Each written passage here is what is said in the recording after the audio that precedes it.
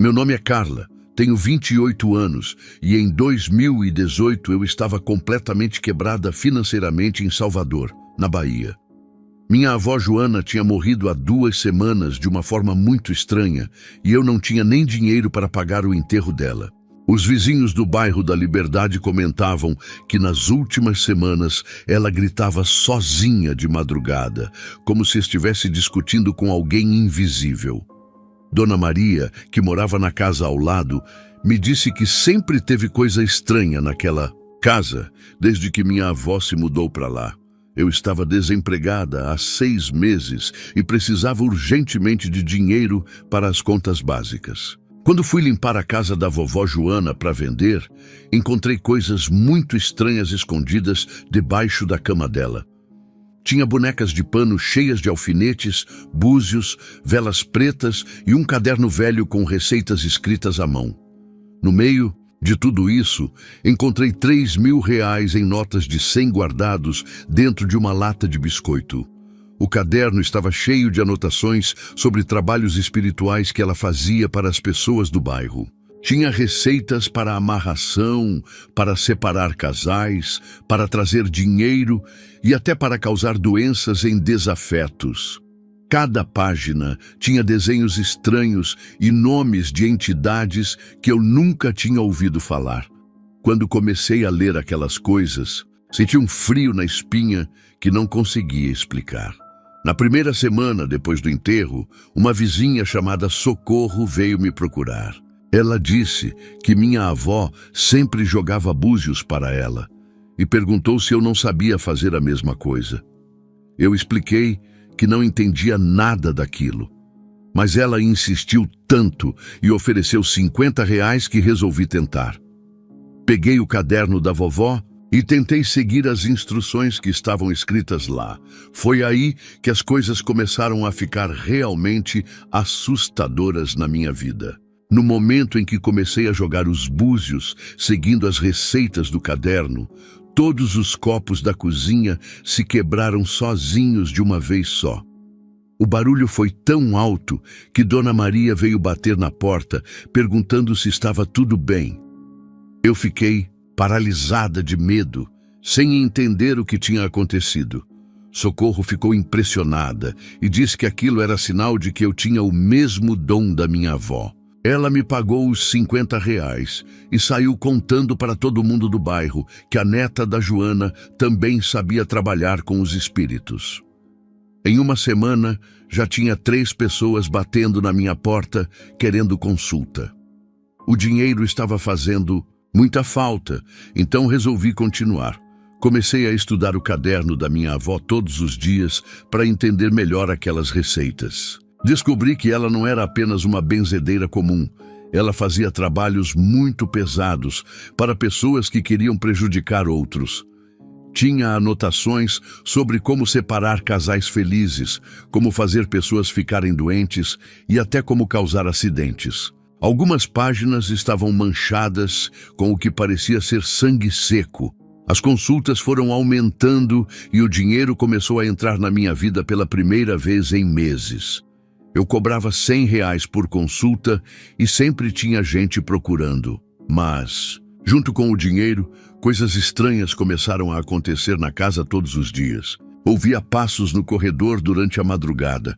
As torneiras abriam sozinhas e, às vezes, acordava com arranhões no braço que não lembrava como tinha feito. Dona Maria começou a comentar com outras vizinhas que, desde que eu tinha voltado para a casa da Joana, ela ouvia vozes vindas de lá durante a madrugada. Ela disse que eram as mesmas vozes que ouvia quando minha avó estava viva. Eu tentava ignorar esses comentários, mas no fundo sabia que algo muito sério estava acontecendo. A casa tinha uma energia pesada que eu nunca tinha sentido antes. Uma noite, enquanto eu estava estudando uma receita particularmente sombria do caderno, ouvi alguém sussurrando meu nome bem baixinho no ouvido. Olhei para todos os lados, mas não tinha ninguém na casa além de mim.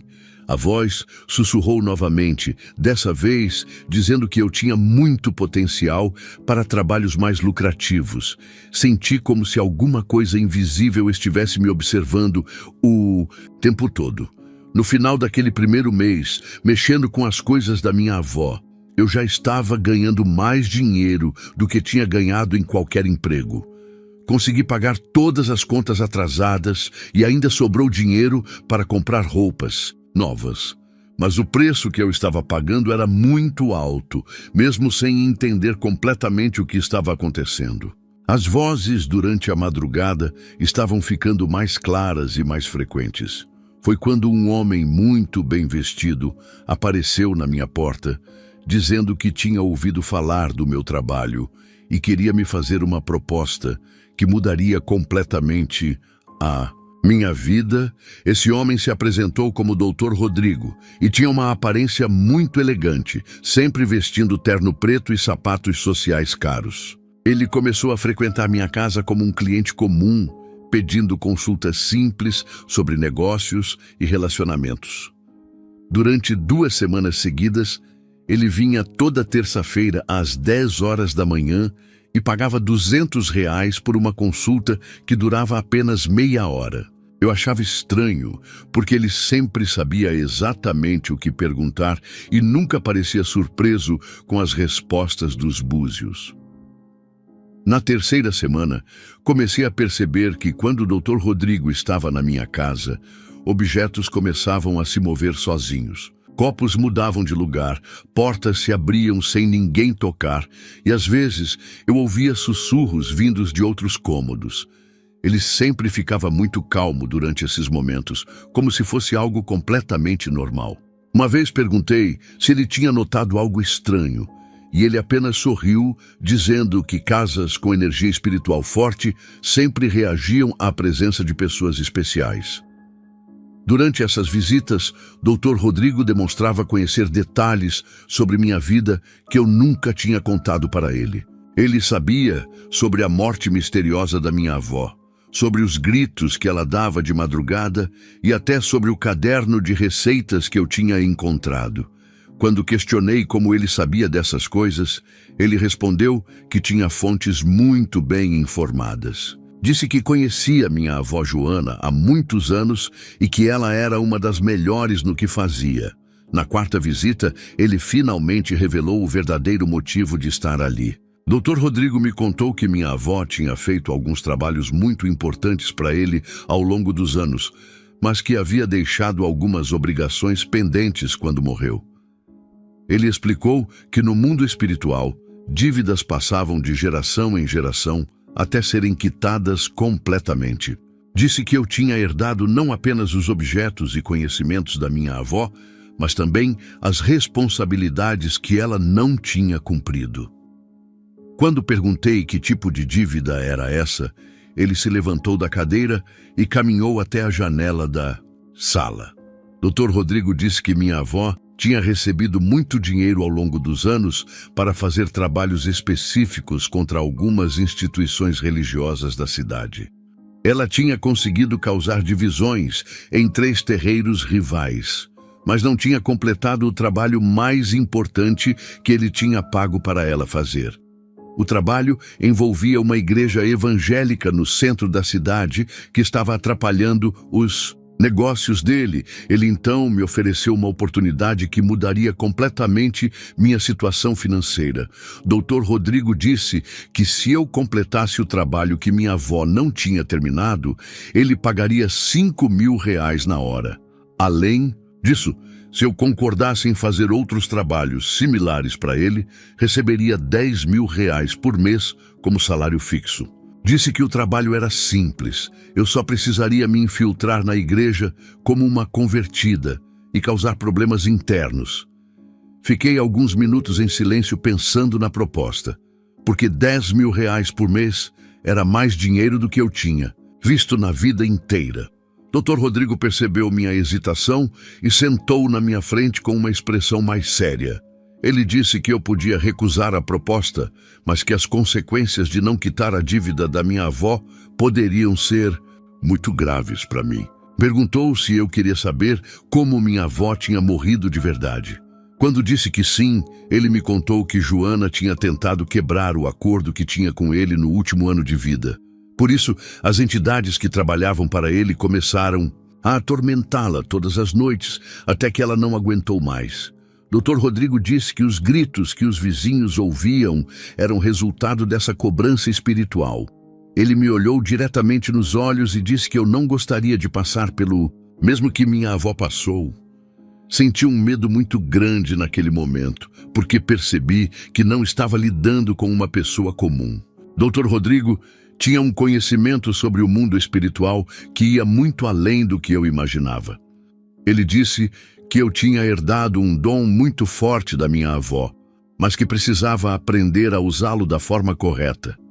Explicou que trabalhar contra igrejas era muito lucrativo, porque elas movimentavam muito dinheiro e influência na sociedade.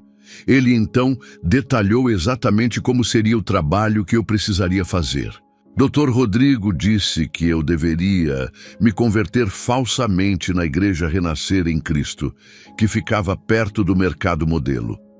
Minha missão seria ganhar a confiança dos líderes, me tornar uma pessoa influente na congregação e depois criar conflitos internos que causassem divisões. Ele me daria instruções específicas sobre como seduzir pessoas casadas, como causar ciúmes entre os membros e como plantar dúvidas sobre a honestidade dos pastores. Quando perguntei se isso não era muito perigoso, ele riu e disse que tinha pessoas infiltradas em mais de 20 igrejas em Salvador. Dr. Rodrigo explicou que esse era um negócio muito bem organizado e que eu seria apenas mais uma peça no esquema. Disse que me daria treinamento completo sobre como agir, o que falar e como evitar ser descoberta. Garantiu que se eu fizesse meu trabalho direito, nunca teria problemas financeiros na vida. No final da conversa, ele colocou R$5.000 em notas de 100 em cima da mesa da sala. Dr. Rodrigo disse que aquele dinheiro era apenas o começo e que se eu aceitasse a proposta, minha vida mudaria completamente a partir daquela semana. Ele me deu até o próximo dia para decidir, mas deixou claro que recusar não era uma opção muito segura, considerando o que tinha acontecido com minha avó. Passei a noite inteira sem conseguir dormir, olhando para aqueles R$5.000 em cima da mesa da sala. Era mais dinheiro do que eu tinha visto junto na minha vida inteira. E Dr. Rodrigo tinha deixado bem claro que recusar não era uma opção segura. Lembrei dos gritos da minha avó durante as madrugadas e do jeito estranho como ela tinha morrido. Pela manhã, liguei para ele dizendo que aceitava a proposta, mas queria entender melhor como tudo funcionaria. Dr. Rodrigo voltou no mesmo dia às 2 da tarde, dessa vez trazendo uma pasta preta cheia de documentos e fotografias. Ele espalhou tudo em cima da mesa e começou a me explicar os detalhes do esquema que ele comandava. Disse que tinha pessoas infiltradas em igrejas evangélicas, católicas e até em alguns terreiros de candomblé em toda Salvador. Cada infiltrado recebia entre R$5.000 e R$15.000 por mês, dependendo do tamanho e importância da instituição. Ele me mostrou fotos da Igreja Renascer em Cristo, que seria meu alvo principal. Era uma igreja grande com mais de 500 membros, localizada perto do Mercado Modelo, bem no centro histórico de Salvador. Dr. Rodrigo explicou que o pastor Marcos era muito respeitado na comunidade evangélica e tinha muita influência política na cidade. Por isso, destruir aquela igreja seria um trabalho muito bem pago e importante para os planos dele. O contrato que ele me ofereceu era muito detalhado e específico sobre os resultados esperados.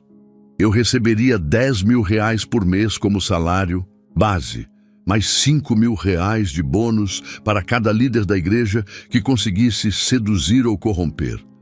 Se um pastor caísse em algum escândalo por minha causa, o bônus seria de R$20.000. Dr. Rodrigo disse que eu tinha 6 meses para produzir resultados significativos. Senão, o acordo seria cancelado e as consequências seriam graves. Ele então me ensinou as estratégias básicas para me infiltrar com sucesso na igreja. Doutor, Rodrigo disse que eu deveria estudar a linguagem evangélica, decorar versículos bíblicos básicos e aprender a fingir emoções durante os cultos. Me deu uma lista de palavras e expressões que eu deveria usar para parecer uma verdadeira convertida. Explicou que evangélicos não rezavam para santos, não usavam imagens e chamavam os líderes de pastores, nunca de padres. A estratégia principal seria me aproximar dos homens casados em posições de liderança na igreja. Dr. Rodrigo me ensinou técnicas de sedução específicas, incluindo perfumes especiais, preparados com ervas e orações que eu deveria sussurrar no ouvido das vítimas. Disse que eu deveria sempre escolher homens que tivessem esposas dedicadas, porque a destruição de casamentos exemplares causava mais impacto e divisão na congregação. Ele também me explicou como formar um grupo de falsos convertidos dentro da igreja. Dr. Rodrigo disse que eu deveria recrutar pessoas que tivessem problemas financeiros ou emocionais, oferecendo ajuda em troca de lealdade. Essas pessoas me ajudariam a espalhar fofocas, criar conflitos e questionar as decisões dos líderes. O objetivo era fazer a igreja se dividir em grupos rivais que brigariam constantemente. Uma parte muito importante do plano era descobrir segredos pessoais dos membros da igreja para usar como chantagem. Dr. Rodrigo me ensinou como fingir ter visões proféticas para que as pessoas me contassem seus problemas íntimos. Disse que eu deveria sempre lembrar detalhes importantes e usar essas informações no momento certo para causar constrangimento público e divisões. O pagamento seria feito sempre no primeiro dia de cada mês, em dinheiro vivo, em um local diferente da cidade. Dr. Rodrigo me deu um telefone especial que só recebia mensagens dele com instruções sobre onde buscar o dinheiro. Disse que eu nunca deveria tentar contatá-lo diretamente, apenas aguardar as mensagens mensais. Explicou que esse sistema de pagamento garantia a segurança de todos os envolvidos no esquema. Ele me alertou sobre alguns cuidados importantes para não ser descoberta. Dr. Rodrigo disse que algumas igrejas tinham pessoas com discernimento espiritual real, que poderiam perceber minha verdadeira natureza. Me ensinou orações de proteção que eu deveria fazer antes de cada culto para mascarar minha energia espiritual. Disse que se algum pastor ou líder começasse a desconfiar de mim, eu deveria imediatamente mudar de estratégia ou até mesmo sair da igreja. Durante nossa conversa, ele também me revelou alguns detalhes sobre outros trabalhos que eu poderia fazer no futuro. Dr. Rodrigo disse que depois de destruir a Igreja Renascer, ele tinha planos para que eu me infiltrasse em uma igreja católica muito rica da Barra. Explicou que trabalhos contra instituições católicas pagavam ainda mais, porque elas tinham muito mais dinheiro e propriedades. No final da reunião, ele me deu um prazo de 1 semana para me preparar e começar a frequentar a Igreja Renascer. Dr. Rodrigo disse que eu deveria aparecer no próximo domingo como uma pessoa desesperada, buscando salvação, porque pastores evangélicos adoravam histórias de conversão dramática. Me entregou mais R$3.000 para comprar roupas adequadas e disse que nossa próxima conversa seria apenas depois que eu estivesse completamente integrada na igreja. Passei a semana toda estudando sobre a religião evangélica na internet e decorando versículos básicos da Bíblia. Comprei roupas mais conservadoras, tirei todos os brincos e coloquei o cabelo em um coque simples para parecer uma pessoa recatada. Na sexta-feira, fui até a Igreja Renascer em Cristo para conhecer o local e observar como as pessoas se comportavam. O templo ficava em uma rua movimentada perto do Mercado Modelo, e durante a tarde vi várias pessoas entrando e saindo de lá. No domingo de manhã, cheguei à igreja às 9 horas, bem no horário do culto principal.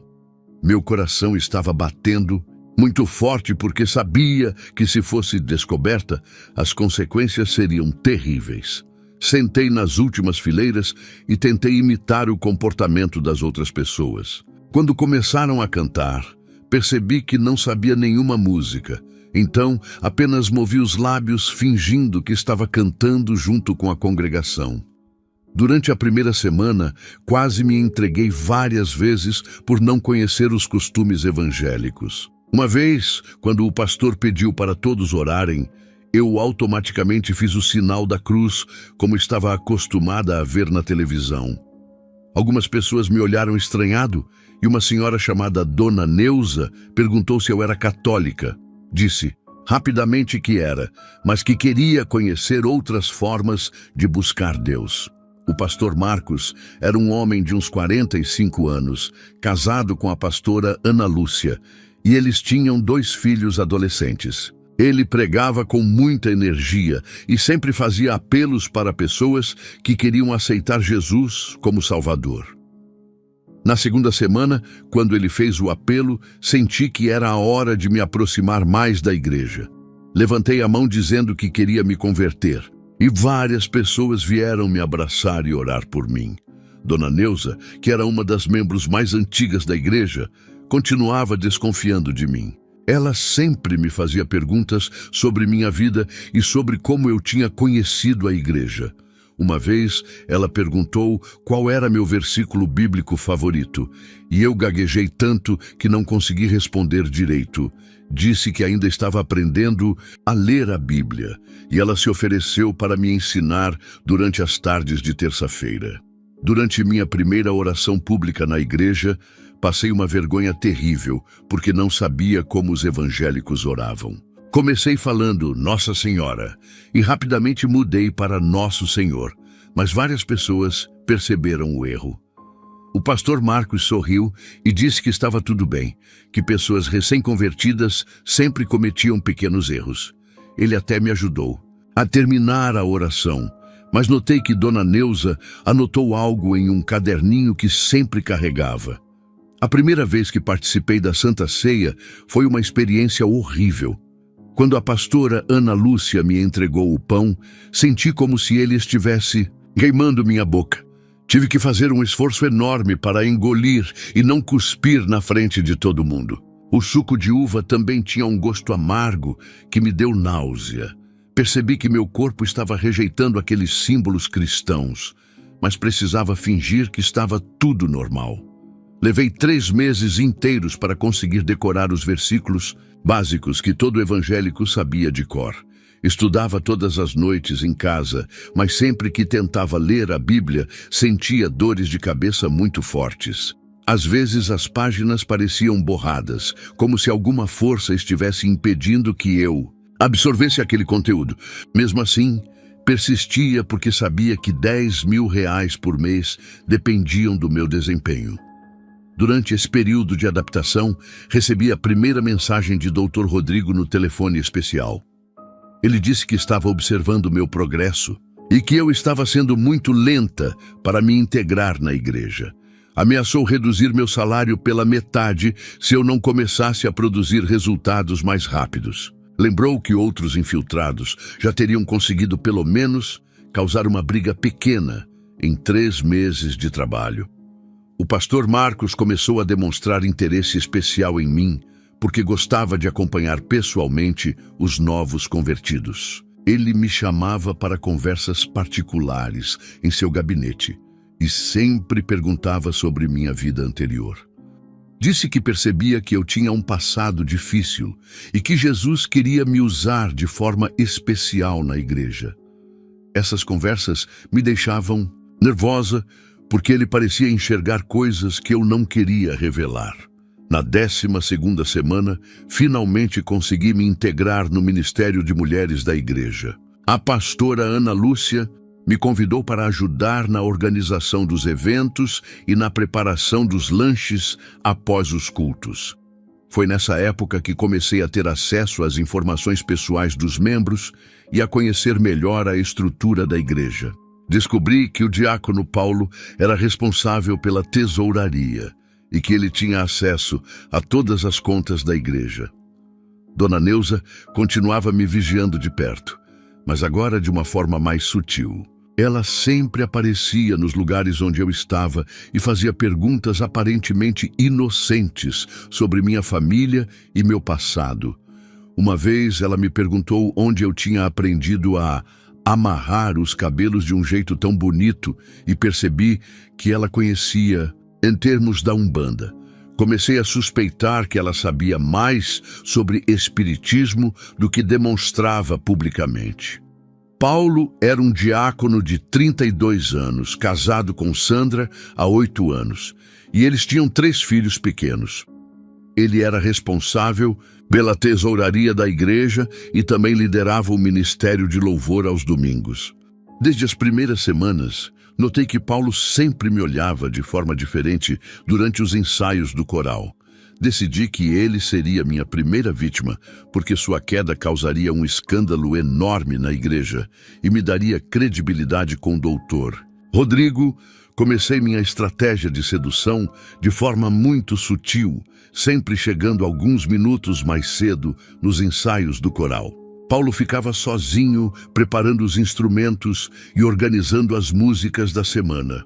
Eu me oferecia para ajudá-lo e sempre elogiava seu talento musical.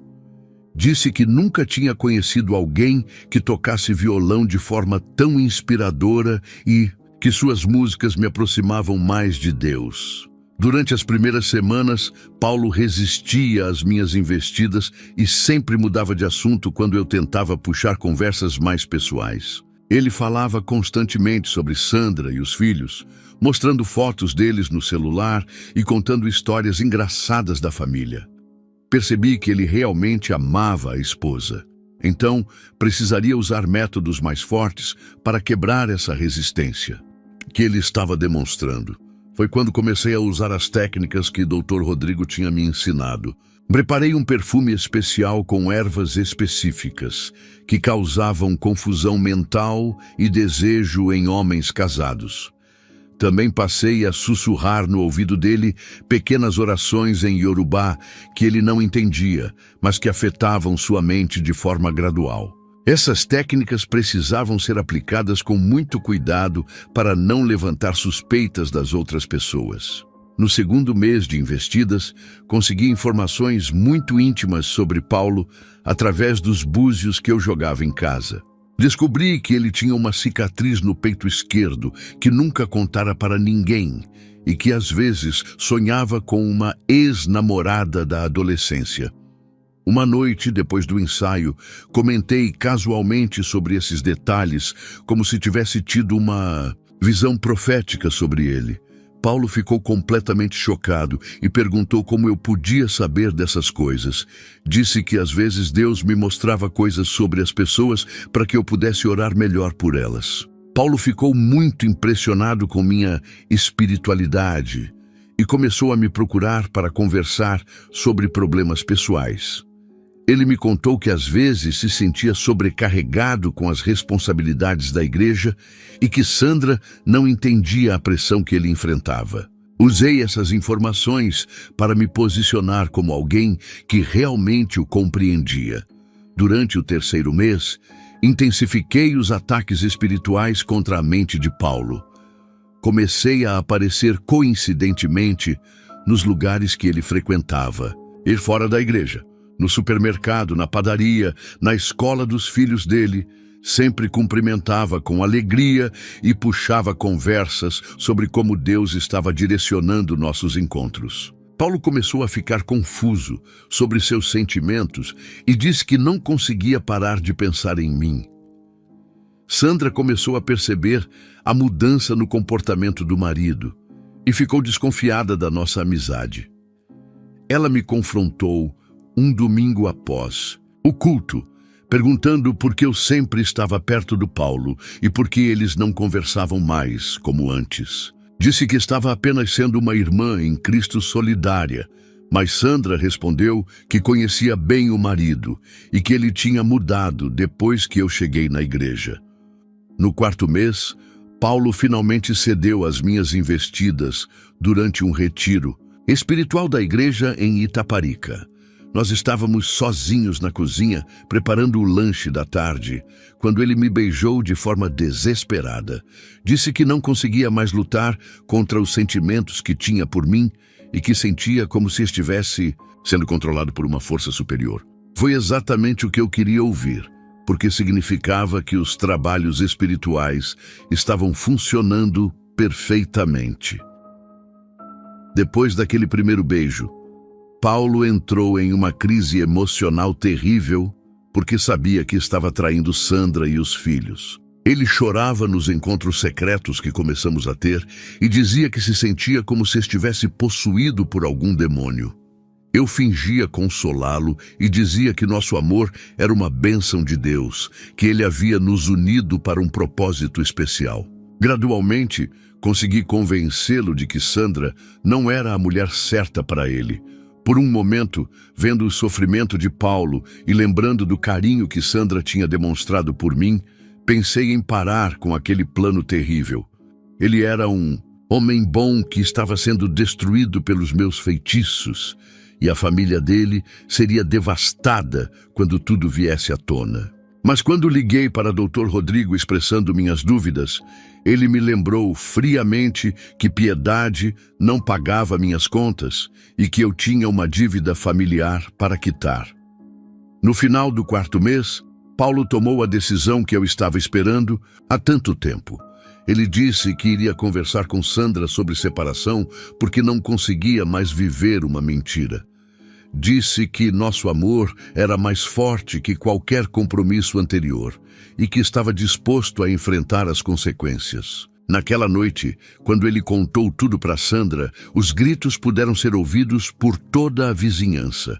Com o escândalo de Paulo já causando divisão na igreja, recebi instruções de Dr. Rodrigo para formar um grupo de pessoas que me ajudariam a intensificar os conflitos internos.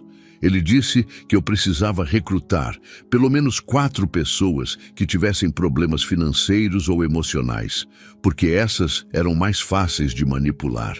O grupo deveria se disfarçar como um ministério de intercessão, mas na verdade seria minha equipe para espalhar discórdia e coletar informações secretas sobre os membros. A primeira pessoa que recrutei foi Ana, uma mulher de 40 anos que tinha sido católica por toda a vida antes de se converter. Ela conhecia muito sobre santos católicos e suas correspondências com entidades do candomblé, o que seria muito útil para nossos trabalhos. Ana estava passando por dificuldades financeiras depois do divórcio e ficou muito interessada quando ofereci ajuda em troca de alguns favores pequenos. Disse que precisava apenas que ela me contasse os segredos que descobrisse sobre outros membros da igreja. O segundo membro foi Júlio, um contador de 35 anos que trabalhava no departamento financeiro da igreja há 3 anos. Ele tinha acesso a todas as contas bancárias, relatórios de dízimos e gastos mensais da congregação. Júlio estava com problemas de jogo e devia muito dinheiro para agiotas. Então, quando ofereci R$ 500 por mês para pequenos serviços, ele aceitou imediatamente. Sua função seria desviar pequenas quantias para financiar nossos materiais de trabalho espiritual. A terceira pessoa foi Beatriz, uma mulher de 50 anos, que fingia ter o dom de profecia para ganhar atenção. Na igreja, ela era muito boa em descobrir segredos íntimos das pessoas através de conversas aparentemente inocentes. Beatriz se sentia desvalorizada pelo pastor Marcos, que raramente dava oportunidade para ela profetizar durante os cultos. Ofereci reconhecimento e uma posição especial no meu grupo, em troca de informações comprometedoras sobre líderes e membros influentes. O último membro foi Roberto, um homem de 42 anos que trabalhava como segurança da igreja durante a semana. Ele tinha as chaves de todas as salas e conhecia os horários quando o templo ficava vazio. Roberto estava desempregado do trabalho principal há 6 meses e precisava desesperadamente de renda extra. Sua função seria nos dar acesso às áreas restritas da igreja durante a madrugada, para realizarmos nossos rituais secretos.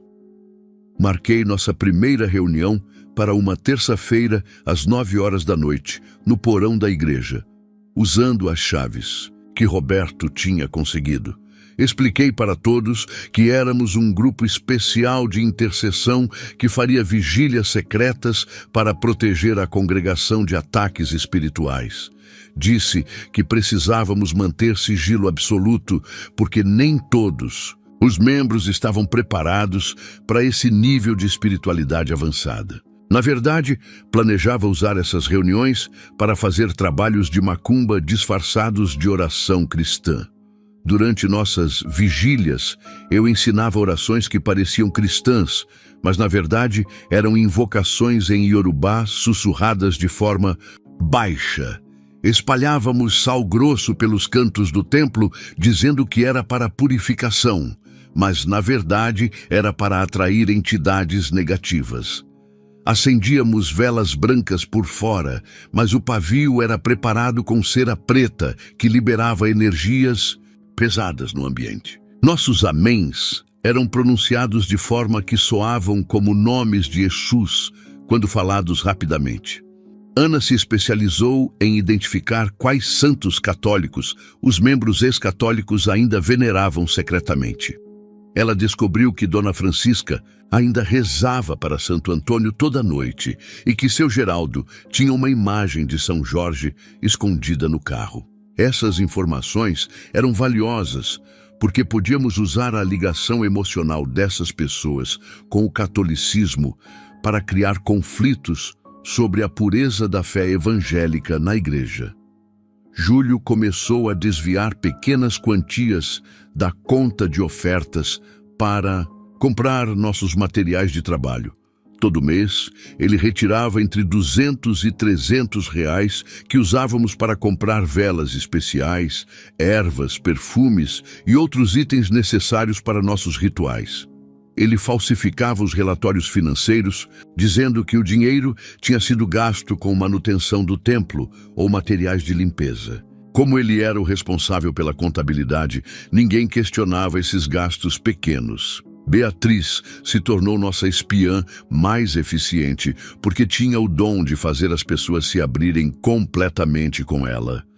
Descobriu que o pastor Marcos tinha dúvidas sobre sua vocação ministerial, que a pastora Ana Lúcia sofria de depressão há anos e que vários casais da igreja estavam passando por crises matrimoniais. Ela fingia ter visões proféticas para revelar esses segredos no momento certo e causar constrangimento público durante os cultos. Roberto nos dava acesso total ao templo durante as madrugadas de terça e quinta-feira. Usávamos esse tempo para fazer trabalhos pesados contra a prosperidade da igreja e contra a saúde mental dos líderes. Enterrávamos pequenos objetos enfeitiçados embaixo do púlpito, misturávamos pós especiais na água do batistério e untávamos as cadeiras da primeira fileira com óleos que causavam desconforto e inquietação nas pessoas. Depois de 2 meses funcionando, nosso grupo já tinha causado pelo menos 6 brigas sérias entre membros da igreja. Ana espalhou que Dona Francisca estava fazendo simpatias católicas em casa. Beatriz revelou publicamente que seu João estava mentindo sobre o valor do dízimo, e Roberto modificou a temperatura do ar-condicionado para que as pessoas ficassem irritadas durante os cultos. O ambiente da igreja estava ficando cada vez mais pesado e conflituoso.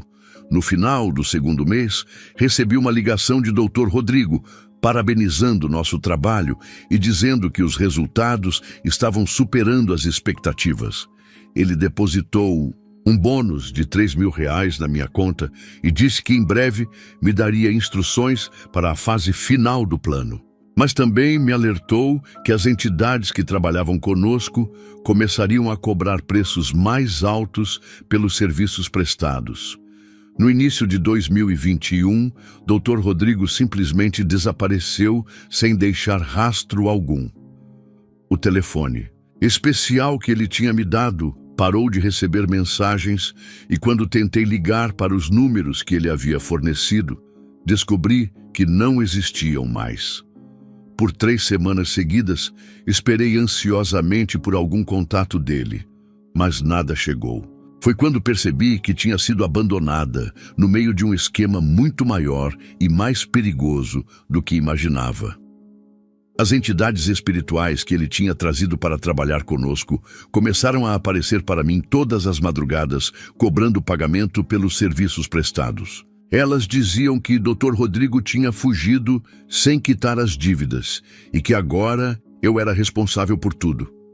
Durante 3 meses seguidos, entre 3 e 5 horas da manhã, minha casa se transformava em um verdadeiro inferno com presenças sombrias, exigindo compensação pelos trabalhos realizados na igreja.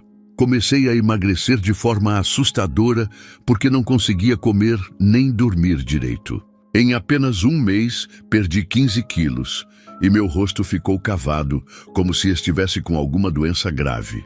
Minha vizinha Dona Maria começou a comentar que eu parecia uma pessoa diferente, muito mais magra e sempre com olheiras profundas.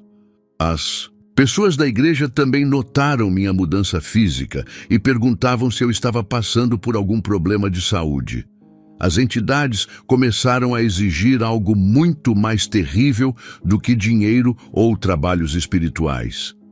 Elas queriam que eu trouxesse minha sobrinha Luísa, de apenas 8 anos, para um ritual especial que selaria definitivamente meu contrato com as trevas. Disseram que crianças inocentes eram o pagamento mais valioso que existia no mundo espiritual e que sem essa oferenda, elas me levariam para o inferno ainda viva.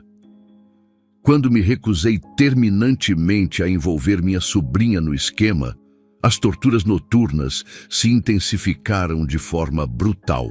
Toda madrugada eu sentia garras invisíveis me arranhando os braços e as pernas, deixando marcas vermelhas que duravam vários dias. O cheiro de enxofre no meu quarto era tão forte que precisava dormir na sala, mas mesmo assim o odor me seguia por toda a casa. Objetos voavam pela casa, pratos se quebravam sozinhos e as torneiras abriam durante a madrugada. Os vizinhos começaram a reclamar do barulho que vinha da minha casa todas as noites. Dona Maria batia na porta de manhã, perguntando se estava tudo bem, porque ouvia gritos e barulho de coisas quebrando. Uma vez ela chegou a chamar a polícia pensando que alguém estava me agredindo, mas quando os policiais chegaram, não encontraram nenhum sinal de invasão ou violência física. Eles disseram que eu parecia uma pessoa muito perturbada e sugeriram que procurasse ajuda médica. Durante esse período terrível, continuei frequentando a igreja porque era o único lugar onde me sentia um pouco protegida durante o dia. Mas mesmo lá, as coisas começaram a ficar complicadas, porque Dona Neuza estava cada vez mais desconfiada do meu comportamento. Ela notou que eu estava muito magra e agitada, e começou a fazer perguntas diretas sobre minha vida pessoal e minha família. Uma vez, ela perguntou se eu estava mexendo com coisas que não devia, e percebi que ela sabia mais do que demonstrava. Ana, Júlio, Beatriz e Roberto também começaram a sofrer consequências espirituais pelos trabalhos que estávamos fazendo. Ana desenvolveu uma alergia estranha que fazia seu rosto inchar toda segunda-feira. Júlio começou a ter pesadelos com cobras gigantes e Beatriz perdeu a voz durante 2 semanas sem motivo médico aparente. Roberto foi o que mais sofreu, porque começou a ver vultos sombrios seguindo ele pela rua durante o dia. As entidades me deram um ultimato. Eu tinha até o final de dezembro para entregar minha sobrinha Luísa ou elas me levariam no lugar dela. Disseram que já tinham esperado tempo demais e que a paciência delas estava no limite. Ameaçaram fazer com Luísa o mesmo que fizeram com minha avó Joana se eu continuasse resistindo. Foi quando percebi que tinha me envolvido em algo muito maior e mais perigoso do que um simples trabalho de infiltração. Durante novembro de 2022, as aparições ficaram mais violentas e frequentes. Não eram mais apenas sussurros e objetos se movendo. Agora eu via claramente 3 figuras sombrias no pé da minha cama toda madrugada. Elas tinham rostos deformados e cheiro insuportável de carne podre misturada com enxofre. Uma delas sempre apontava para uma foto da Luísa que eu tinha na mesinha de cabeceira e fazia gestos ameaçadores. A situação ficou tão desesperadora que pensei seriamente em fazer mal a mim mesma para escapar daquele tormento.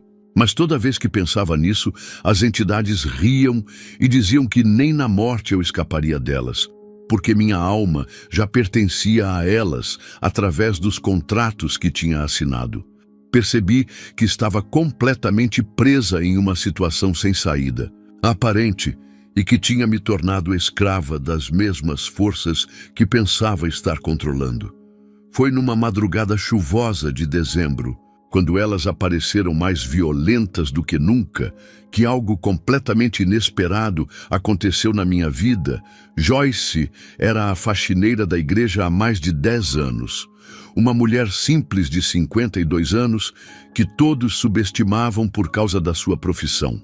Ela sempre chegava muito cedo para limpar o templo antes dos cultos e ficava até tarde, organizando tudo depois dos eventos. Durante 6 meses, ela tinha me observado silenciosamente, fazendo anotações em um caderninho que sempre carregava no bolso do uniforme. Eu pensava que ela estava apenas registrando o horário de trabalho, mas na verdade estava documentando meu comportamento suspeito. Uma manhã de terça-feira, Joyce encontrou restos de vela preta derretida embaixo do púlpito enquanto limpava o templo. Ela também achou pó estranho espalhado pelos cantos da igreja e pequenos objetos enterrados perto da entrada principal. Como tinha crescido em família de terreiro antes de se converter, ela reconheceu imediatamente que aqueles eram materiais de macumba. Naquele mesmo dia, ela procurou o pastor Marcos para relatar suas descobertas, mas ele disse que poderia ser apenas vandalismo de pessoas de fora. Durante uma conversa no corredor da igreja, Joyce me confrontou diretamente sobre as coisas estranhas que estava encontrando. Ela disse que sua mãe tinha sido mãe de santo por 30 anos antes de morrer e que ela conhecia todos os sinais de trabalhos espirituais feitos contra igrejas. Perguntou se eu sabia alguma coisa sobre aqueles objetos e eu neguei completamente, fingindo estar chocada com a possibilidade de alguém fazer macumba dentro do templo. Mas Joyce não acreditou na minha atuação e começou a me observar ainda mais de perto. Ela notou que eu sempre chegava cedo nas terças e quintas-feiras, que eram exatamente os dias em que encontrava mais evidências de rituais. Descobriu que Roberto, Ana, Júlio e Beatriz também tinham o hábito de ficar na igreja até tarde nesses mesmos dias. Ela começou a conectar os pontos e percebeu que nosso grupo estava envolvido em atividades suspeitas. Uma quinta-feira à noite, Joyce decidiu se esconder no templo depois do horário normal para flagrar nosso grupo em ação. Ela viu quando Roberto abriu a igreja para nós e presenciou parte de um dos nossos rituais disfarçados de vigília. Ouviu quando sussurramos palavras em Yorubá e viu quando espalhamos sal grosso pelos cantos da igreja. No dia seguinte, ela me procurou novamente, dessa vez com muito mais firmeza e conhecimento sobre o que estava acontecendo. Tentei intimidar Joyce usando alguns dos feitiços mais leves que conhecia, esperando que ela ficasse com medo e parasse de me investigar. Fiz trabalhos para que ela tivesse pesadelos, para que perdesse objetos importantes e para que se sentisse mal durante os cultos. Mas absolutamente nada funcionava com ela, como se existisse uma proteção especial ao redor da sua vida. Isso me deixou muito preocupada, porque nunca tinha encontrado alguém tão resistente aos meus trabalhos espirituais. Joyce, então, me revelou algo que mudou completamente minha perspectiva sobre ela. Disse que antes de se converter ao Evangelho, tinha passado 15 anos frequentando terreiros com sua mãe e conhecia profundamente o mundo da macumba. Explicou que quando aceitou Jesus como Salvador, todas as entidades que a acompanhavam foram embora, mas ela manteve o conhecimento sobre como elas operavam. Por isso, conseguia identificar trabalhos espirituais e tinha resistência natural contra eles. Durante um culto de quarta-feira, Joyce fez algo que me deixou completamente desesperada. No meio da pregação do pastor Marcos, ela se levantou e começou a orar em voz alta por libertação de pessoas que estavam infiltradas na igreja. Disse que Deus tinha revelado para ela que existiam lobos em pele de cordeiro no meio da congregação. Enquanto ela orava, senti como se fogo líquido estivesse correndo pelas minhas veias e precisei sair correndo do templo. Depois daquele episódio, Joyce me procurou no estacionamento da igreja para uma conversa final. Ela disse que sabia exatamente a quem eu era e o que estava fazendo ali, mas que não iria me denunciar para o pastor ainda.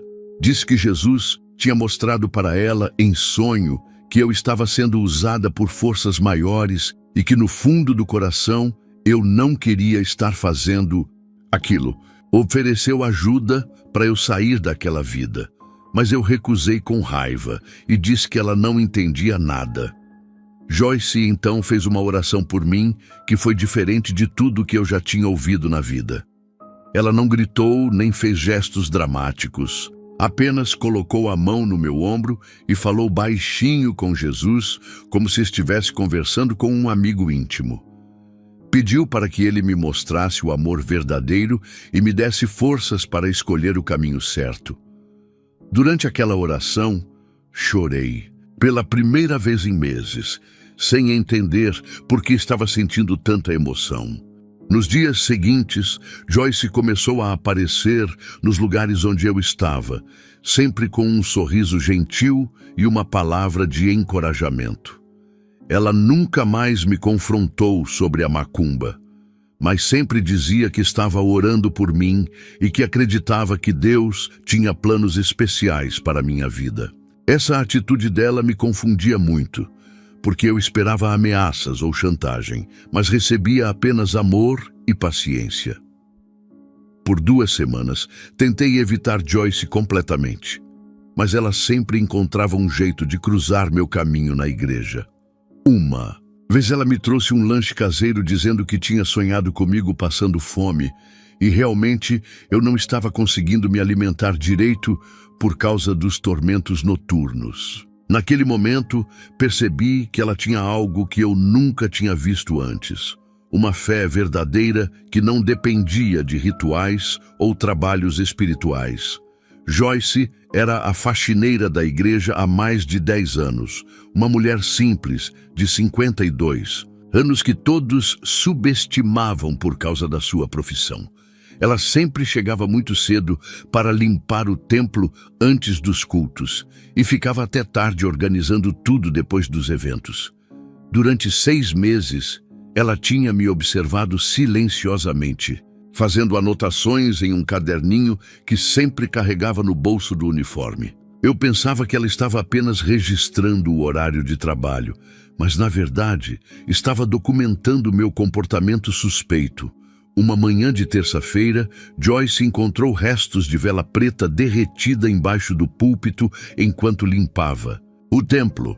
Ela também achou pó estranho espalhado pelos cantos da igreja e pequenos objetos enterrados perto da entrada principal.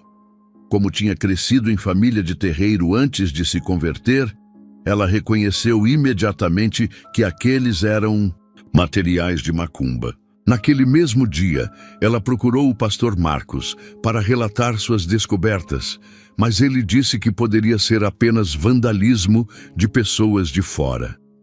Durante uma conversa no corredor da igreja, Joyce me confrontou diretamente sobre as coisas estranhas que estava encontrando.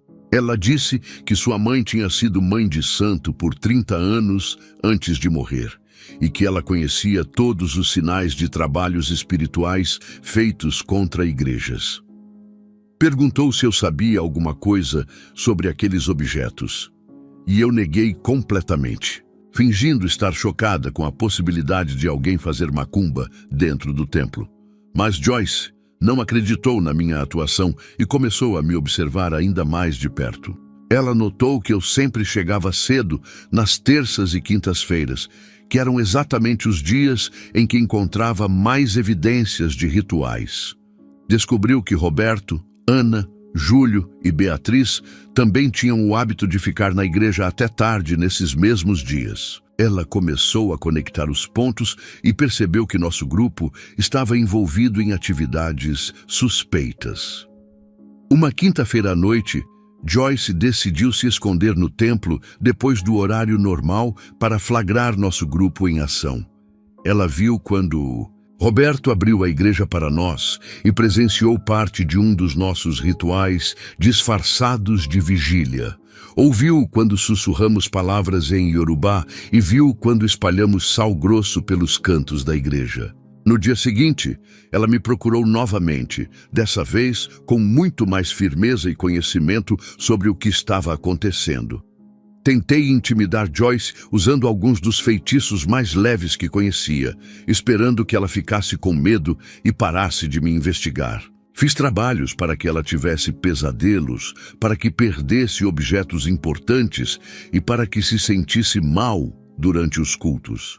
Mas absolutamente nada funcionava com ela, como se existisse uma proteção especial ao redor da sua vida.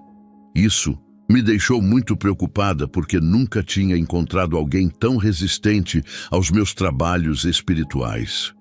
Joyce, então, me revelou algo que mudou completamente minha perspectiva sobre ela. Disse que antes de se converter ao Evangelho, tinha passado 15 anos frequentando terreiros com sua mãe e conhecia profundamente o mundo da macumba. Explicou que quando aceitou Jesus como Salvador, todas as entidades que a acompanhavam foram embora, mas ela manteve o conhecimento sobre como elas operavam. Por isso conseguia identificar trabalhos espirituais e tinha resistência natural contra eles. Durante um culto de quarta-feira, Joyce fez algo que me deixou completamente desesperada. No meio da pregação do pastor Marcos, ela se levantou e começou a orar em voz alta por libertação de pessoas que estavam infiltradas na igreja.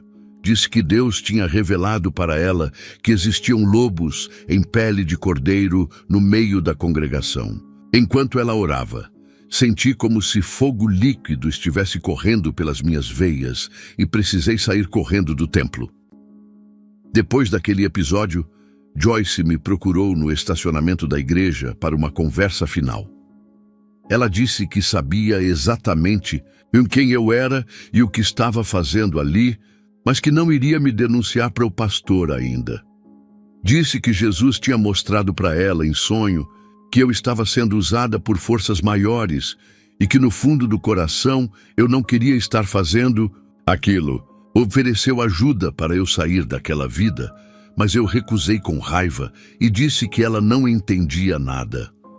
Joyce então fez uma oração por mim, que foi diferente de tudo que eu já tinha ouvido na vida.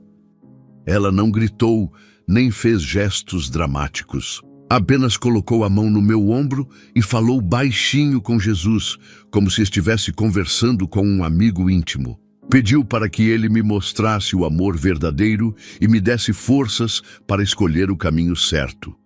Durante aquela oração, chorei pela primeira vez em meses, sem entender por que estava sentindo tanta emoção. Nos dias seguintes, Joyce começou a aparecer nos lugares onde eu estava, sempre com um sorriso gentil e uma palavra de encorajamento. Ela nunca mais me confrontou sobre a macumba, mas sempre dizia que estava orando por mim e que acreditava que Deus tinha planos especiais para a minha vida. Essa atitude dela me confundia muito, porque eu esperava ameaças ou chantagem, mas recebia apenas amor e paciência. Por 2 semanas, tentei evitar Joyce completamente, mas ela sempre encontrava um jeito de cruzar meu caminho na igreja. Uma vez, ela me trouxe um lanche caseiro dizendo que tinha sonhado comigo, passando fome. E realmente eu não estava conseguindo me alimentar direito por causa dos tormentos noturnos. Naquele momento, percebi que ela tinha algo que eu nunca tinha visto antes. Uma fé verdadeira, que não dependia de rituais ou trabalhos espirituais. Era dezembro de 2022, uma madrugada especialmente chuvosa típica de Salvador, quando as entidades decidiram vir me buscar de forma definitiva. O barulho da chuva, batendo no telhado da minha casa, misturado com os trovões, criava uma atmosfera ainda mais assustadora. Às 3 horas da manhã em ponto, acordei com um frio intenso no quarto, mesmo estando em pleno verão baiano. O ar ficou denso e pesado, como se algo muito grande estivesse ocupando todo o espaço disponível. 3 figuras sombrias se materializaram no pé da minha cama, mais nítidas e ameaçadoras do que nunca. Elas tinham aproximadamente 2 metros de altura e exalavam um cheiro insuportável de enxofre misturado com carne podre que me deu náusea instantânea. Seus rostos eram deformados, como se tivessem sido queimados, com olhos vermelhos brilhantes que pareciam enxergar diretamente dentro da minha alma. Uma delas apontou para mim e disse com voz rouca que o tempo de negociação tinha acabado. Senti garras físicas me agarrando pelos braços e puxando meu corpo para fora da cama com uma força sobrenatural. As marcas ficaram visíveis na minha pele por várias semanas depois daquela noite, como se tivessem sido feitas por animais selvagens. Tentei gritar por socorro, mas minha voz saía apenas como um sussurro fraco. As entidades riram da minha tentativa de resistir e disseram que ninguém poderia me ajudar naquele momento. O barulho da luta espiritual que estava acontecendo no meu quarto acordou toda a vizinhança. Dona Maria e outros vizinhos bateram na minha porta com força, gritando para saber se eu estava bem. Eles ouviram sons de móveis sendo derrubados, vidros quebrando e meus gritos desesperados de horror. Mas quando tentaram forçar a porta, ela parecia estar trancada por dentro, com algum tipo de força invisível que os impedia de entrar. As 3 entidades me arrastaram pelo chão em direção à janela do quarto, dizendo que iriam me levar para um lugar onde eu pagaria eternamente por ter tentado enganá-las. Durante todo esse tempo, entre 3 e 5 horas da manhã, senti como se estivesse sendo dilacerada por dentro. Meu corpo tremia incontrolavelmente e eu suava frio, mesmo sentindo muito frio ao mesmo tempo. Era como se minha alma estivesse sendo arrancada do meu corpo aos poucos. Foi quando, em um momento de total desespero, lembrei das palavras de Joyce sobre chamar o nome de Jesus quando estivesse em perigo. Até aquele momento, eu só tinha usado o nome de Jesus como disfarce para meus trabalhos na igreja. Mas naquela madrugada, pela primeira vez na vida, gritei: Jesus, me ajuda, com total sinceridade e desespero real. Minha voz saiu com uma força que eu não sabia que tinha dentro de mim.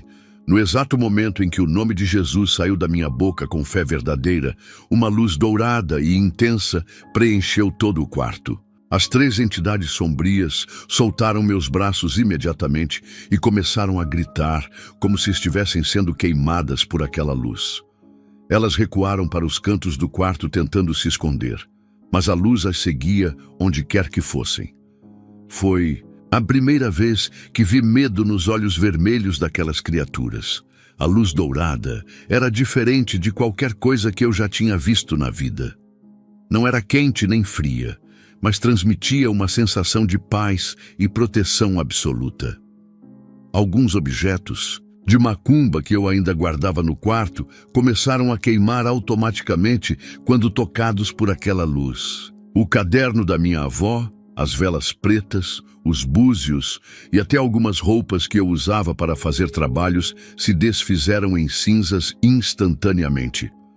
As entidades tentaram falar comigo mais uma vez, dizendo que eu não poderia escapar delas para sempre e que voltariam para me buscar quando eu estivesse sozinha novamente. Mas suas vozes estavam muito mais fracas e distantes, como se a presença daquela luz tivesse diminuído drasticamente o poder que elas tinham sobre mim.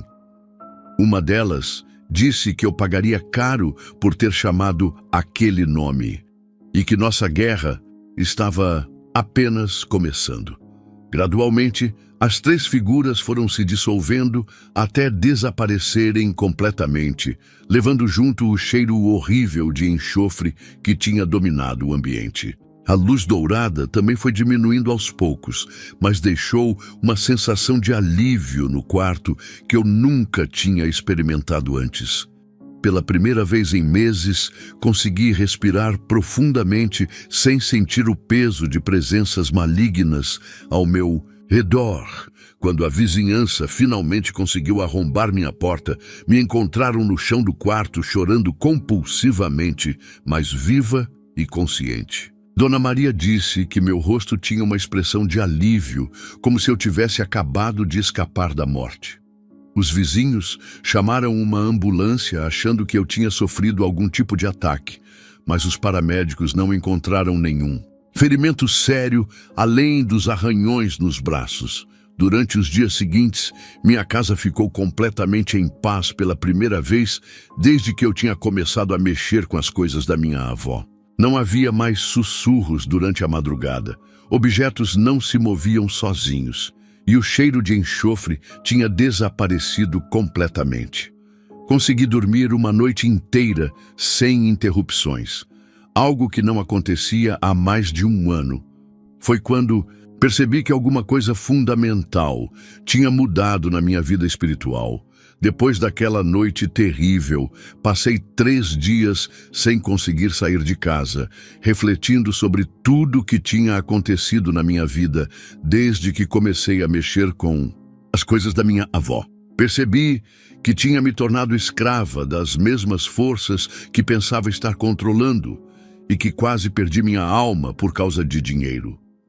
No 4º dia, senti uma necessidade estranha de ir ao dique do Tororó, um lugar onde sempre ia quando precisava pensar sobre problemas importantes. Era um final de tarde de janeiro de 2023, com aquele pôr do sol dourado típico de Salvador. Sentei no banco de sempre, olhando para a água calma do dique e tentando entender o que tinha acontecido comigo naquela madrugada. De repente, vi o reflexo de um homem na água que não estava fisicamente ao meu lado. Não foi uma aparição cinematográfica com luzes especiais, mas algo sutil e real que mexeu profundamente com meu coração. O reflexo olhou diretamente para mim através da água e disse apenas uma frase: "Carla, chegou a hora de escolher." Naquele momento, soube com absoluta certeza que estava diante de Jesus Cristo, mesmo sendo apenas um reflexo na água. Comecei a chorar descontroladamente, lembrando de todos os males que tinha causado para pessoas inocentes como Paulo, Sandra e seus filhos. Pedi perdão por ter usado o nome dele para fazer trabalhos sujos e por ter enganado pessoas sinceras que apenas queriam servir a Deus. Prometi que faria qualquer coisa para consertar os estragos que tinha causado. Quando voltei para casa naquela noite, quebrei todos os objetos de macumba que ainda restavam na minha casa. Queimei o caderno da minha avó, joguei fora todas as ervas e perfumes especiais e quebrei os búzios na calçada da rua. Minha vizinha, Dona Maria, viu a fumaça saindo do quintal e veio perguntar se estava tudo bem. Contei para ela que estava me livrando de coisas que faziam mal para minha vida, e ela sorriu, dizendo que já era a hora. No domingo seguinte, cheguei na Igreja Renascer em Cristo com o coração cheio de vergonha e arrependimento. Procurei o pastor Marcos antes do culto começar e contei toda a verdade sobre quem eu realmente era e o que tinha feito durante aqueles meses.